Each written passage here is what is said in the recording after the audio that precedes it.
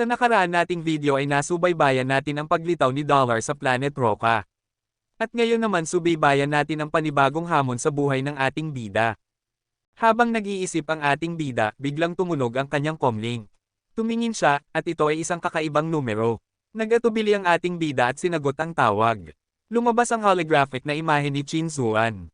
Tumingin siya sa ating bida ng malamig at sinabi, kung hindi kita makita sa harap ko sa loob ng 1 oras, mas mabuti pang magdasal ka na huwag na kitang makita muli. Agad na ibinaba ni Chin Zuan ang telepono at nawala rin ang kanyang holographic na imahe. Paano niya nalaman ang numero ko? Hindi ko pa siya nasabihan. Walang magawa ang ating bida kundi tumayo at pumunta sa teleport station. Si Chin Zuan ang hepe ng istasyon, kaya wala siyang paraan para maiwasan siya. Ako ay isang marangal na tao, at wala akong kinatatakutan. Dumating ang ating bida sa istasyon ng teleport at pinasigla ang kanyang sarili. Halika rito, bulyo ni Chin Zuan nang makita siyang papalapit. Estasyon Master, abala ako sa ilang bagay sa pamilya at pinilit ng ating bida na ngumiti at sinubukang ipaliwanag nang makita niya ang malupit na mukha ni Chin Zuan. Abala sa pag-archery araw-araw sa pabrika ng basura. Hindi man lang kumurap si Chin Zuan. Estasyon Master, hindi magandang ideya ang mag-stop. Naiintindihan ko kung ano ang gusto mo, pero higit sa 3 taon ang agwat ng edad natin. Kahit na gusto ko, ang nanay ko, pabirong sabi ng ating bida.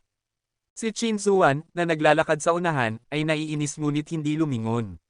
Pumasok sa combat room, inihagis niya ang isang combat suit at ilang protective gear sa harap ng ating bida at matalim na sinabi, isuot mo ito. Biglang nakaramdam ang ating bida na may mali. Hindi kailanman siya binigyan ni Chin Zuan ng kagamitan sa proteksyon, at tiyak na ito ay isang pulang bandila.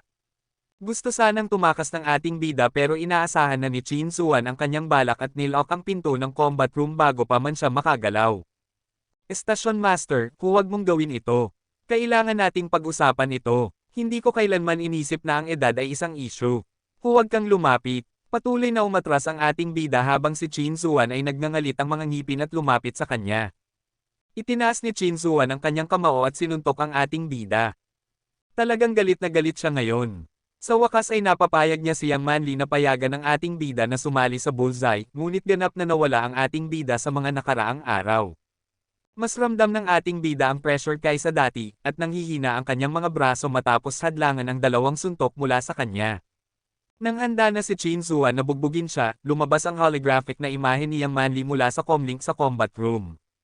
Station Master, may ipinadala ang Story Group upang talakayin ang pagpatay sa Sacred Blood Creature, sabi ni Yang Manly.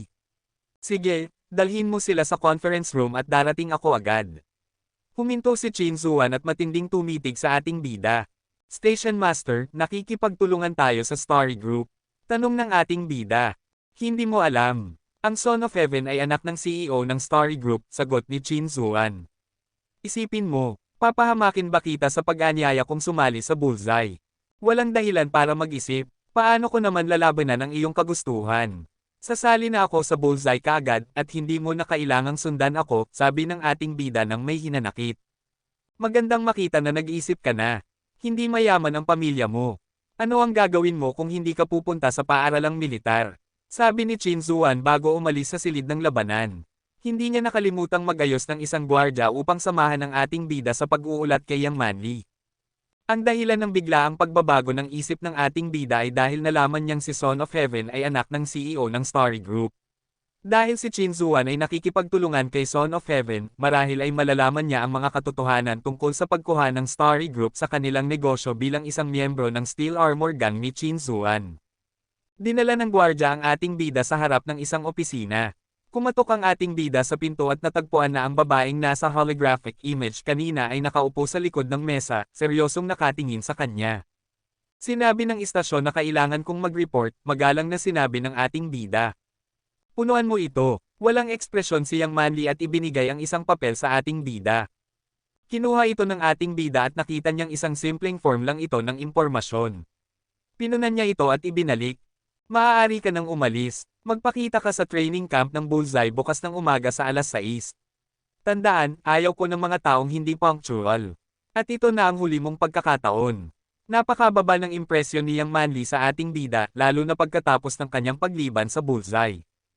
Alam ng ating bida na hindi siya gusto ni Yang Manly. Nang handa na siyang umalis, sumagot si Yang Manli sa isang tawag sa comlink at lumabas ang holographic na imahe ni Chin Zuan. Manli, pumunta ka sa opisina ko ngayon din. Nakita ni Chin Zuan ang ating bida doon at sinabi, isama mo siya. Sinundan ng ating bida si Yang Manli papunta sa opisina ni Chin Zuan at nakita niyang nanunood si Chin Zuan ng isang video mula sa Skynet.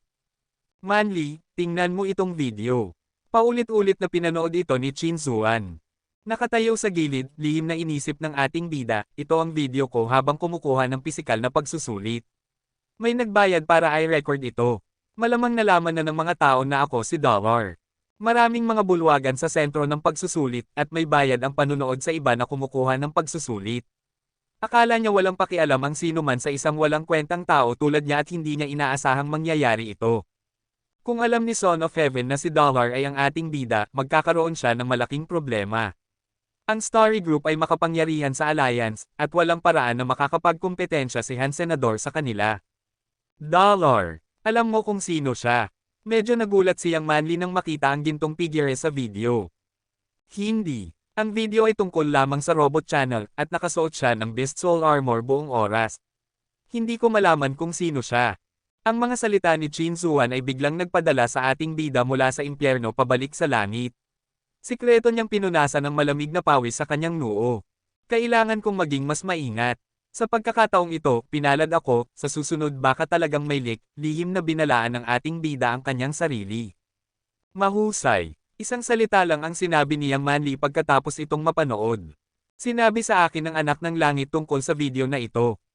Pagkatapos mapanood ito, makakasiguro tayo na ang baluti ni Dollar ay isang banal na kaluluwa ng halimaw, at tiyak na siya ay mula sa isang kilalang pamilya dahil tiyak na nag-aaral siya ng isang advanced na hyper-geno art. Isa pang pahiwatig ay kinuha niya ang pagsusulit sa Planet Roca. Kailangan natin siyang hanapin. Maaari siyang maging malaking halaga sa atin, sabi ni Chin Zuan. Nag-isip si Yang Manli at sinabi, walang mga kilalang pamilya sa Roca. Baka nagkataon lang siyang dumaan at baka umalis na siya ngayon. Sang-ayon ako. Subukan natin. Karapat-dapat siya, sabi ni Chin Zuan. Natakot ang ating bida na malaman ni na Chin Zuan at Yang Manli ang katotohanan. Napalunok ng laway ang ating bida at sinabi, si Dollar ay umaasa lang sa kanyang mga sacred blood beast souls. Wala siyang tunay na kakayahan. Wala nang dahilan para hanapin siya. Tiningnan ni Yang Manli ang ating bida ng masama at sinabi, ano bang alam mo? Ang kakayahang makuha ang mga Beast Souls ay sapat na patunay ng kanyang kakayahan. Bukod dito, ang mga Beast Souls na iyon ay maaaring maging malaking tulong sa bullseye. Ano bang kakayahan? Naisip ng ating bida, pure luck lang yan. Tama si Manli. Ang kanyang baluti ay may kamanghamanghang depensa, at ang Bloody Slayer ay pinatibay ang kanyang pisikal na lakas at bilis. Kasama ng kanyang pagsasanay sa advanced hyper-geno arts, tiyak na kaya niyang pigilan ang karamihan sa mga sacred blood na nilalang, at napakakapakipakinabang nito sa atin, sabi ni Chin Zuan. Kung makakasama natin siya sa ating grupo, hindi na natin kailangang makipagtulungan kay Son of Heaven at Fistguy para manghuli ng mga sacred blood na nilalang, sabi ni Yang Manli na puno ng pag-asa. Wow! Gusto mo lang akong ipahamak bilang iyong tank. Ang sama mo. Naisip ang ating bida at umiinom ng isang tasa upang matakpan ang kanyang takot. Sumasang-ayon ako. Kaya, gawin mo ang lahat para mahanap siya, sabi ni Chin Zuan habang tumatango. Pero dahil galing siya sa isang kilalang pamilya, kahit na mahanap natin siya, baka hindi siya sumama sa atin, buntong hininga ni Yang Manli. Pumikit si Chin Zuan at nagbiro, alam kong gusto mo ng isang matipuno tulad niya. Subukan mong akitin siya. Ahem. Nabulunan ang ating bida sa iniinom niyang tubig. Si Yang Manli ay nagbigay sa ating bida ng isang matinding sulyap at mabilis na uminom muli ng ating bida mula sa kanyang tasa. Hindi ko alintana na akitin siya. Ang kinatatakutan ko lang ay baka hindi siya sapat na lalaki. Ahem. Sa pagkakataong ito, halos mabilaw ka ng ating bida at muntik nang mapaiyak. Tumingin si Yang Manli sa ating bida ng may disgust, buti na lang, hindi magiging ganong klase ng tao si Dollar. Hoy! Sigaw ng ating bida. Isinara ni Yang Manli ang pinto ng opisina at tuluyan siyang hindi pinansin. Station Master, sobrang mayabang ng alipin mo. Ako ang tao mo at hindi siya dapat makipag-usap sa akin ng ganyan, sabi ng ating bida na may galit. Ilipat mo ako sa ibang koponan. Ayaw kong mapunta sa bullseye kung saan siya ang leader. Medyo nag-aalala ang ating bida na makikita ni Yang Manli na siya si Dollar kung mananatili siya malapit sa kanya ng matagal. Tinapik ang balikat ng ating bida ni Chin Suan, noon, isa kang masamang tao, pero maaari kang magbago. Sundin mo ang yapik ni Manly. Bagaman hindi ka na magiging katulad ni Dollar, maaari mong itigil ang pagiging masamang tao. May pag-asa pa.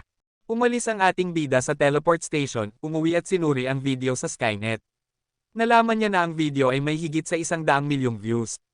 Tiniyak ng ating bida na hindi siya makikilala mula sa video at nakaramdam siya ng ginhawa. Nakita ang mga papuri sa ilalim ng video, medyo natuwa siya sa sarili, talagang maganda.